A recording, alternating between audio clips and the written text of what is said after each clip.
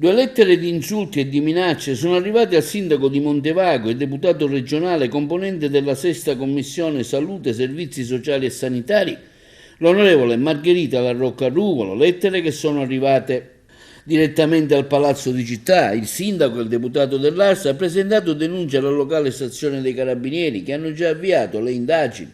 Non è la prima volta per l'onorevole Margherita La Rocca Ruvolo, già nel febbraio dello scorso anno ricevette sempre al municipio di Montevago una busta con all'interno 2 proiettili, un santino della Madonna delle Lacrime e una foto di Papa Francesco con una bimba in braccio.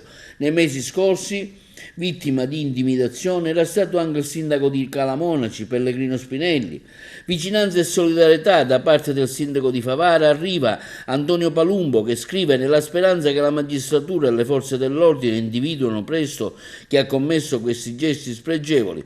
Non posso che rimarcare come troppo spesso i sindaci siano lasciati soli ad affrontare le emergenze, divenendo spesso facile bersaglio dei criminali. Apprendo dalla nota stampa una lettera anonima recapitata all'onorevole Margherita La Rocca Ruvolo, deputata dell'Assemblea regionale e sindaco di Montevago. Nel condannare con forza il vile gesto che offende altresì un'intera comunità, esprimo solidarietà all'onorevole La Rocca Ruvolo, che sono certa, nonostante il comprensibile turbamento, andrà avanti con determinazione nel suo impegno a favore dei cittadini di Montevago, con il sostegno degli stessi e di tutti i rappresentanti della istituzione.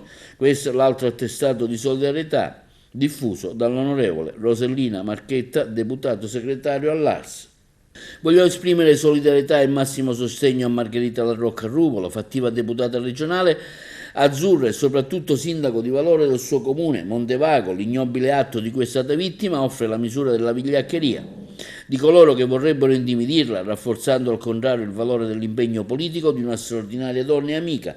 Rivolgiamo quindi un grande abbraccio a Margherita, alla famiglia, con la conferma della vicinanza umana e politica. Così l'assessore regionale ed esponente di Forza Italia, Marco Falcone.